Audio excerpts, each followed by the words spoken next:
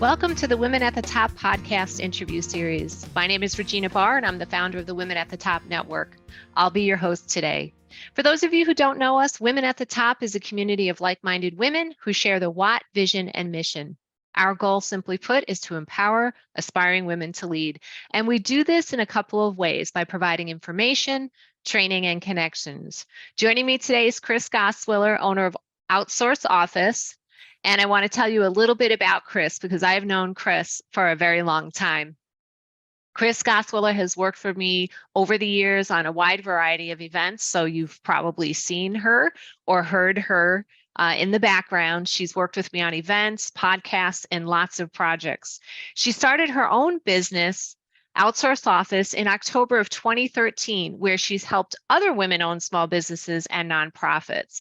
She now lives in Orland Park, Illinois, with her husband, Dan, and her fun-loving dog, Zeus. So on that note, welcome to our call today, Chris.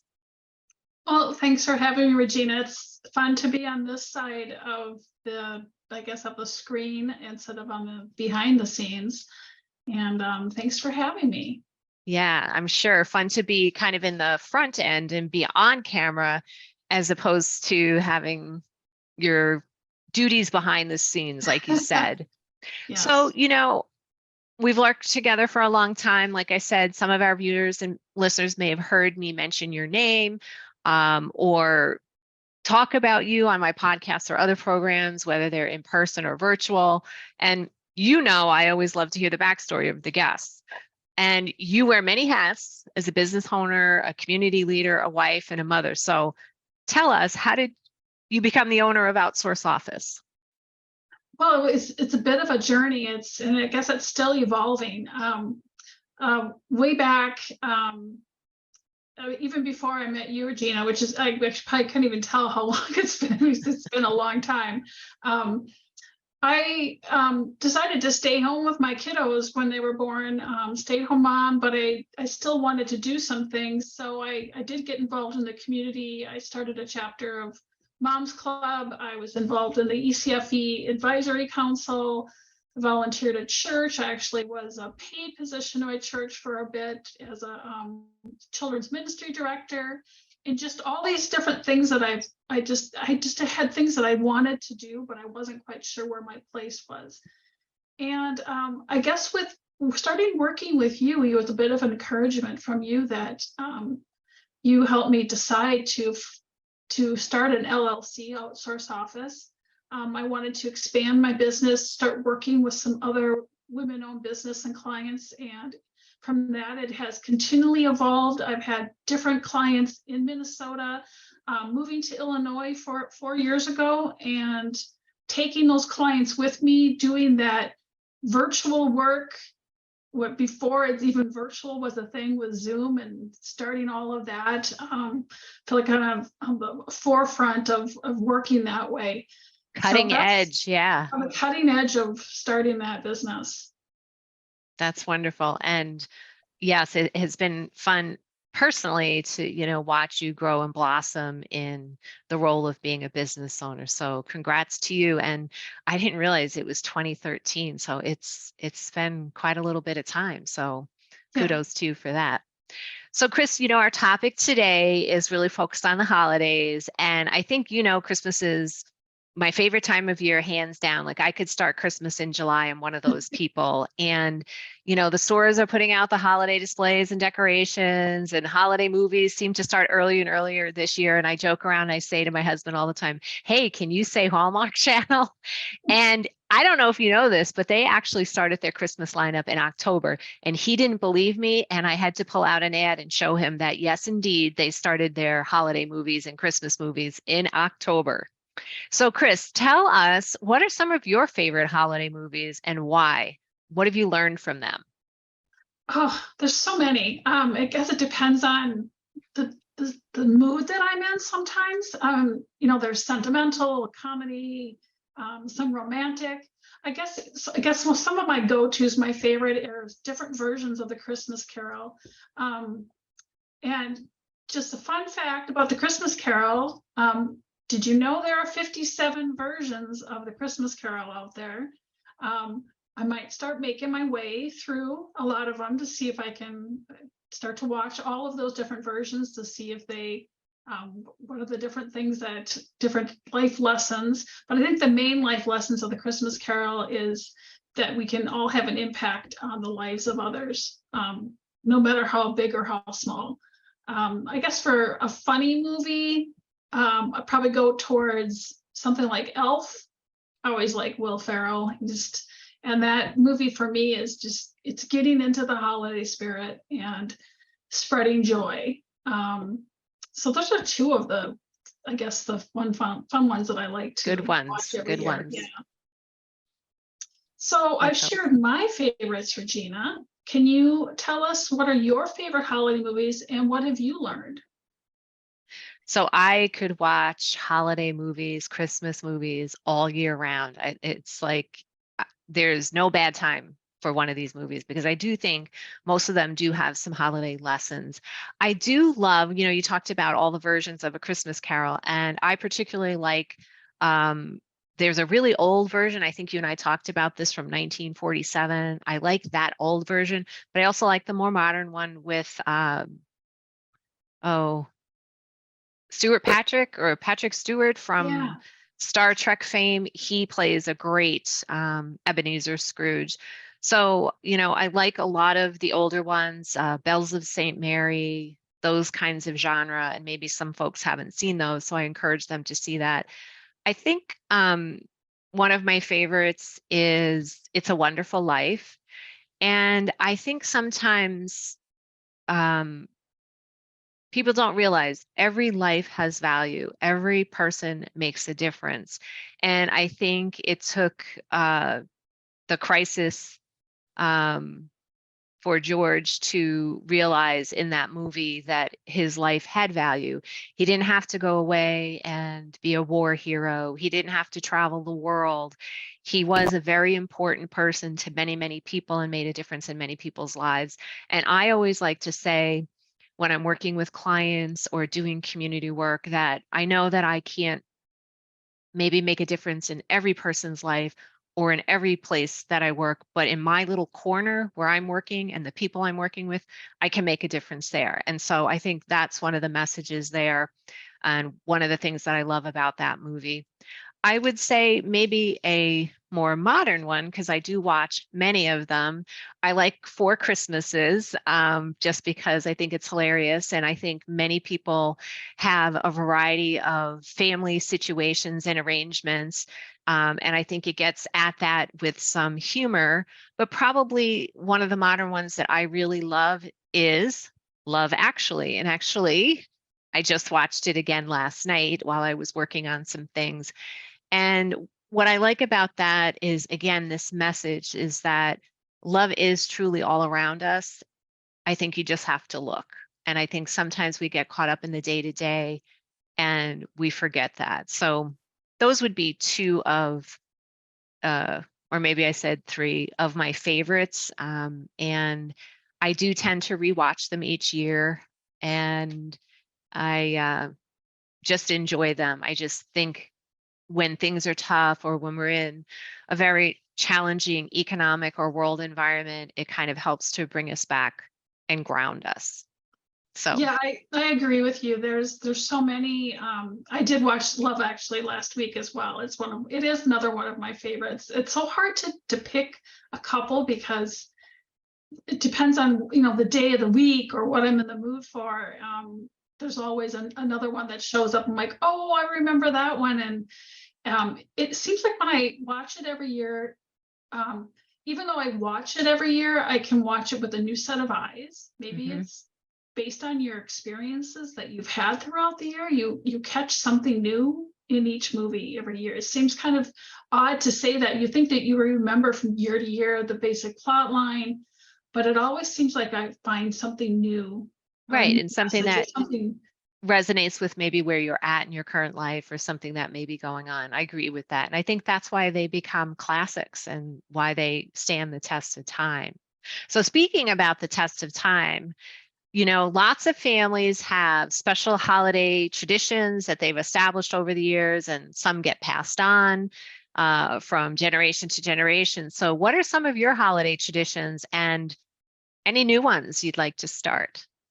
So some of the traditions that we have every year, since my two sons were born, we bought them Christmas ornaments. And I've continued to do that. And it's fun because I always try to find that special ornament relating to the year, what's happened in their life. It's a bit of a challenge at times because I try to figure out like what went on in their life, what are they doing, how can I relate that year to that ornament? So That's great. as they're now adults, it's becoming more and more difficult because they have quite a collection of ornaments that eventually they'll be taking those ornaments to their own homes for their own trees. It seems like when part of that tradition as well is during the Thanksgiving weekends, we usually set up our Christmas tree, and that's when they put their ornaments on the tree. And so we have a little walk through memory lane as they're putting the ornaments on, and we have stories we can tell and things that they may not remember that I remember. And we go through, and I usually try to date each one so I look at it and I can remember when I gave that ornament or what happened that year. Yeah, that So sounds that's great. one of it. Another big one is that we started probably when my sons were in junior high. We tried to do some sort of a Christmas concert, either it's usually a musical comedy, some kind of a Christmas program we try to go to every year as a family. That's great.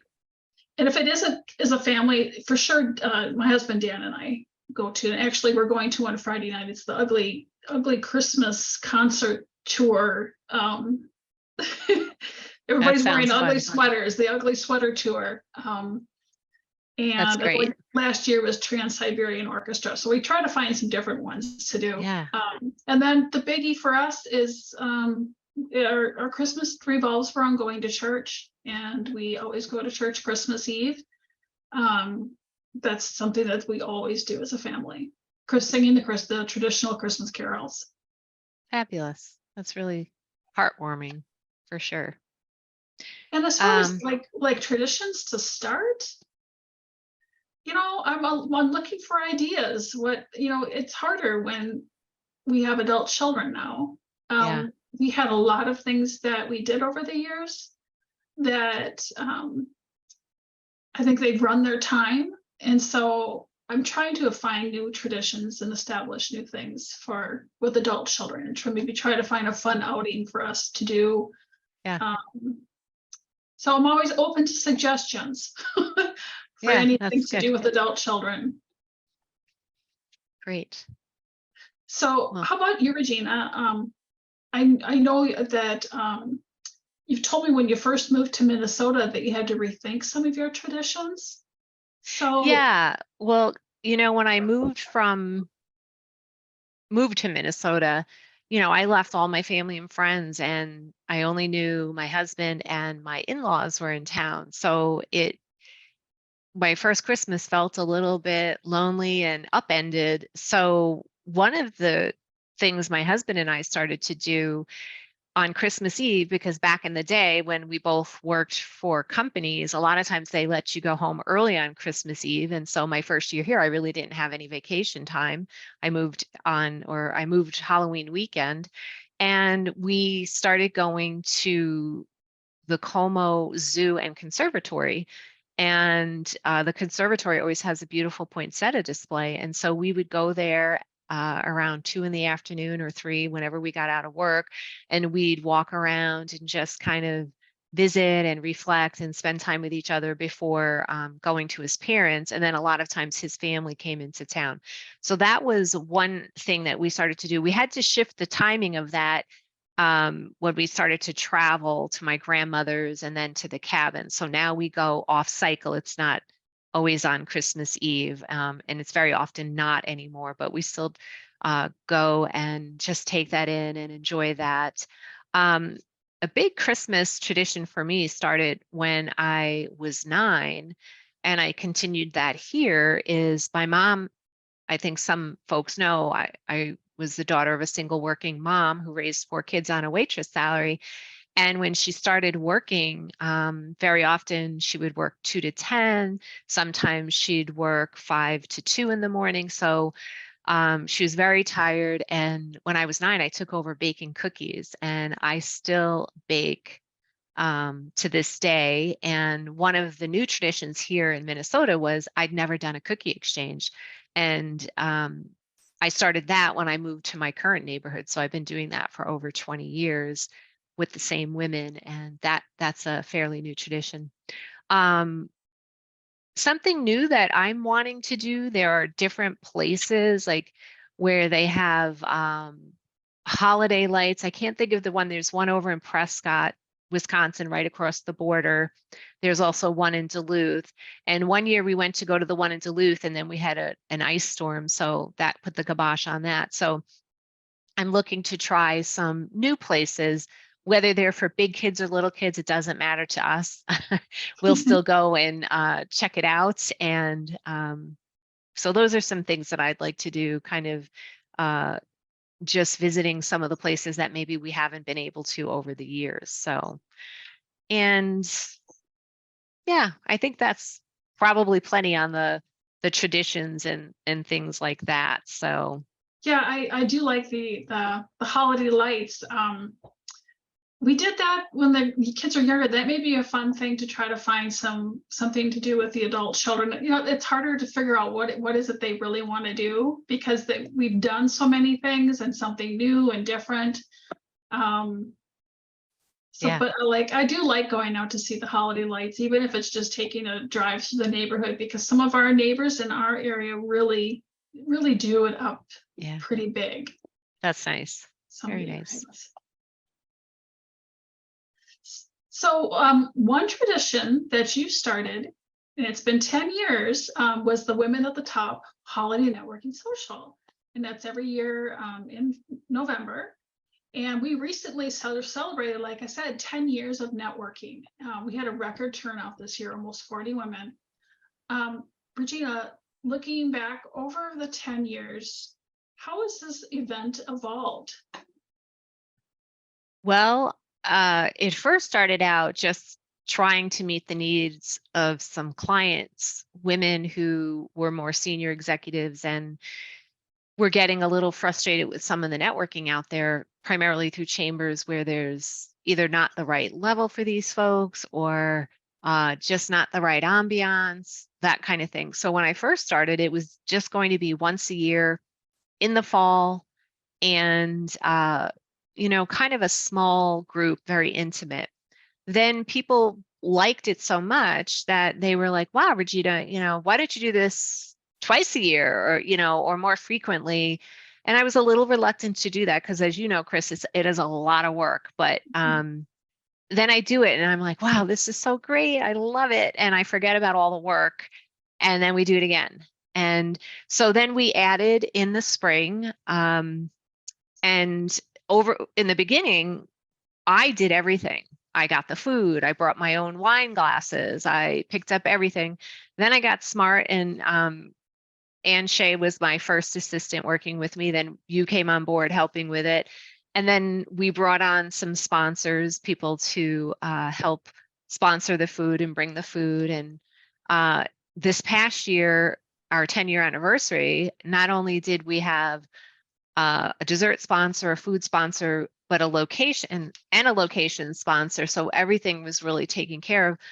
But we also were able to showcase some nonprofits. So in the beginning, it was just a fun event. Then I started feeling like we could do something as professional women to support a nonprofit. And we have historically supported Family Values for Life.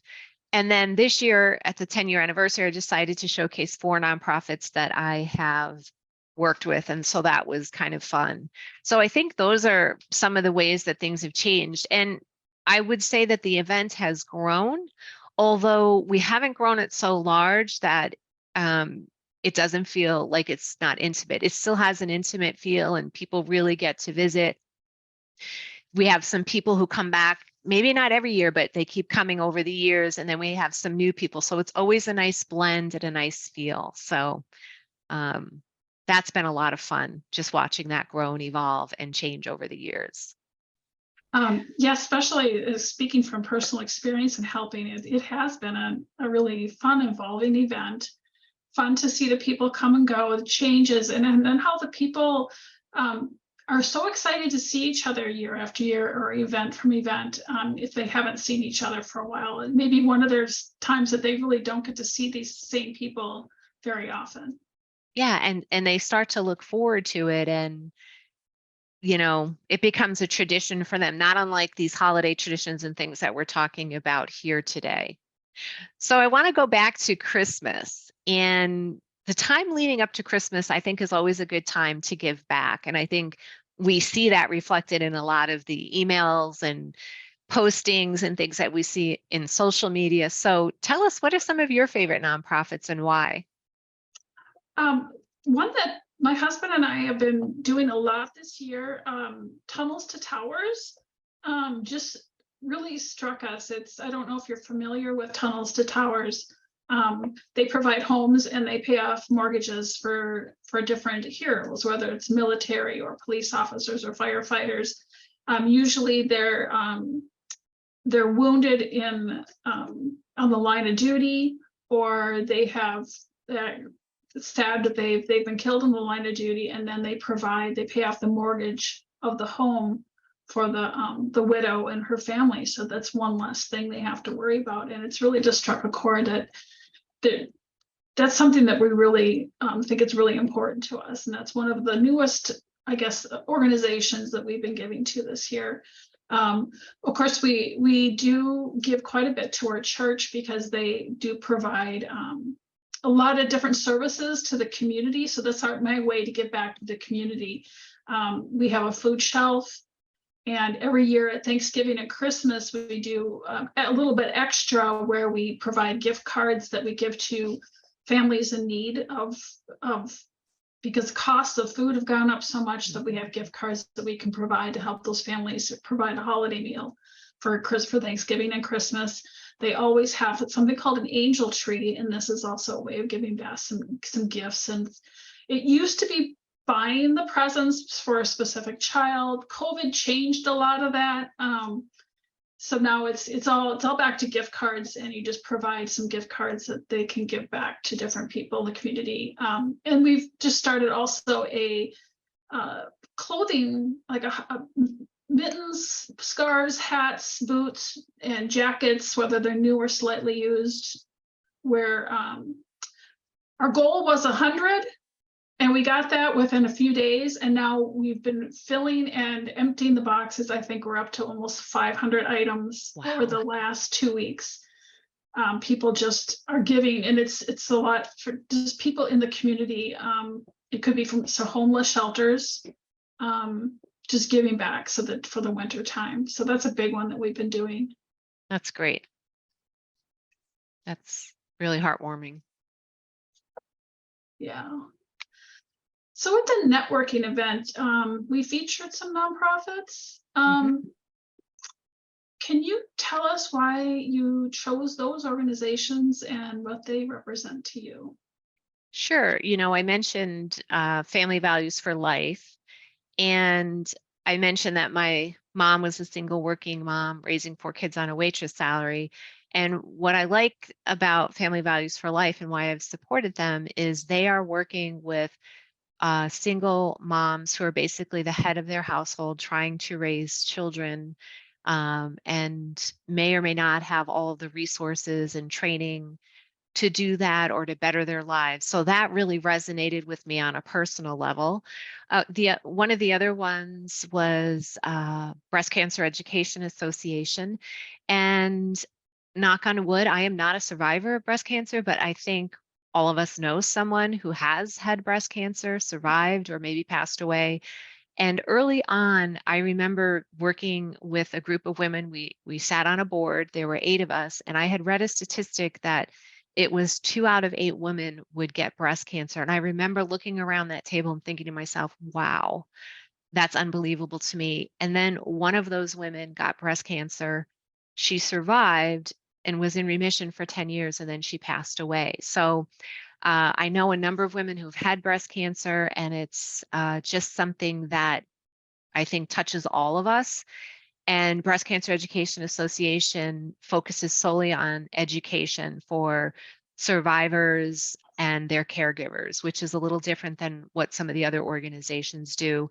I also invited Rise to join us. And what I love about Rise is they focus on helping people with disabilities find work in the community or work with companies to help create opportunities for people with disabilities. And I know that's only one of the programs that they offer, but that's one that really touched me. I have a philosophy, it's the Seabiscuit philosophy from the movie.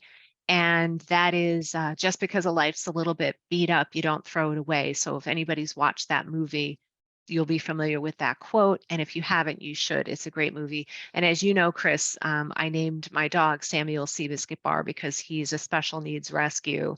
And I feel that way in all areas of my life. And then lastly, I had invited Money Weave Academy, which focuses on financial literacy for women and girls. And again, this goes back to my upbringing with my mom. I remember days when we didn't have money and we were worried about money.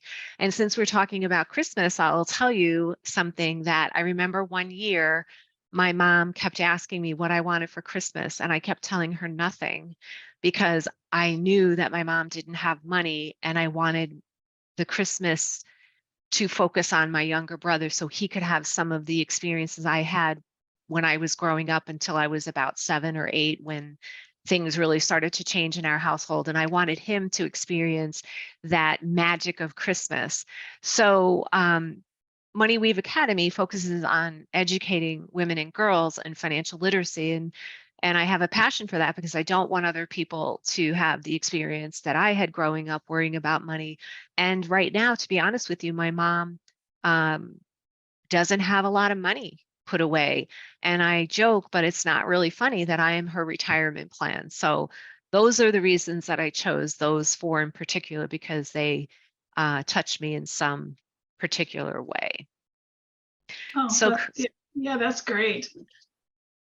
yeah, so um, one of the things I think that we also did was we focused on wishes. Do you remember us asking everybody for their Yes, wishes? we had a wish jar at the networking social. Yes. And yeah, we had that. And we asked everybody in attendance if they would fill out a wish that they had for the holiday or for the coming year. Yeah, I brought them with me actually, Chris. I don't know if people can Oh, see great. them. Can you see it? I'm I can holding up see some the of them. hearts. Yes. Yeah. So it was really kind of heartwarming. I mean, that's the first time we did that, and I didn't quite know where that would take us, but I tallied up some of them, and the majority of the wishes that we got really focused on health and wellness. And it was things that I think are so critical, especially to corporate women. It was travel more with family, pause every day for at least 15 minutes, um, wishing for a peaceful mind, having refresh time, more work-life balance. Somebody wanted to do Pilates and actually perhaps become an instructor. Another work-life balance, somebody said time on the beach. And then there were some that were kind of like get you right in the heart. Some of our attendees are having some health issues. And so some of them were wishing for relief from some of the health issues that they're experiencing.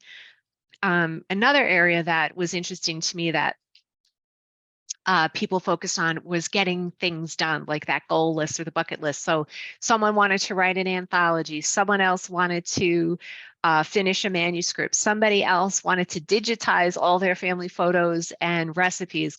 Good luck with that. Um, that's a hard task. Somebody else wanted to start a new coaching program for their business. Somebody else wanted to be on a nonprofit board. And where possible, some of these folks I've helped to try to make connections to help them with that. So that's been fun. And then some were, again, like one person indicated that they want to find a home for herself and her son, a single working mom. And that really touched my heart. And I reached out to that person and am hoping I can make some connections for them. And then we kind of had like a few where people were honed in on retirement, hoping that they have enough money and the financial means and a plan to retire. And I don't know if that has to do with where we are right now with the economy and inflation and the impact on the stock market, on our 401ks and things like that. But that also was something else where there was a little bit of a theme. So those were some of the wishes that people shared. So we didn't even get into ours. So Regina, do you have a wish for the coming year? I'm at a place in my life where I want to do more creative things. I call some of the things that I've started doing my COVID bucket list, which sounds a little weird, but I think during COVID, with the impact to my business and the impact to the world and at large, I had a lot of time to think like a lot of people did. So I think my wish for next year is that I could pursue some more creative outlets like getting my book on women in confidence called The Confidence Riddle written once and for all. It's been put on hold a number of times for a number of reasons because I was pursuing other endeavors. And I'd also like to do more creative pursuits in my personal life. And you know that I love to repurpose and upstyle things. And I've been doing more of that. And I would like to do more of that and bring that out into the world in a bigger way. So I would be remiss if I did not ask you, what's your wish for the coming year? For me, I'm a big list maker, and okay, shocker for anybody that's listening or watching. Organized and list maker, but I find sometimes that I don't live in the moment. I get caught up in all the to-dos and things, and I would like to just take a step back and not get so caught up in all the to-dos and just live in the moment. I think that's really be great. More present. I think that's really important. And it's really for anyone listening in, it's so important for your well-being. A lot of people are focused on the past, people are focused on the future. And I think you will find the most happiness out of life if you can be present in the moment. So I love that wish for the new year. So Chris, I know you'll probably find this hard to believe, but we are having so much fun chatting about holidays and traditions and wishes and things like that, but we're actually winding down on our time together today. And I have a favorite question I ask at the end of every podcast of folks that I'm talking with. And what would be one piece of advice that you would have for people listening in or people who are watching the podcast as it relates specifically to the Christmas season? I think it goes back to what my wish is. I think you need to live in the moment, be present with your family members that are around you, not get caught up in all of the to-dos and things you feel like you must do. The wrapping, the cards, the presents. I think your presence should be the present for the people around you. I love that. Your presence should be the present. So that's great advice, Chris. And I will concur with your wish for the year to be more present. You know that I have said this repeatedly, having lost some of my siblings at a very young age, that life is short and we have to enjoy all the moments that we can while we can, because there's no guarantee for tomorrow. So I too will hop on to your wish to be more present and in the moment as well. So that concludes my conversation with Chris Gosswiller. We hope you've enjoyed our conversation on holiday lessons and wishes for the new year. Thank you so much, Chris, for being here and joining me for this today. Really appreciate it. And don't forget being with you. Thank you, Regina. Yeah, it was so fun to have you on camera versus working behind the scenes. And for those of you who are still viewing or listening in, please visit reginabarr.com, where you can learn more about our upcoming podcasts and programs and events on the event page. And with that, I just want to say thank you for joining us today and have a wonderful Christmas season.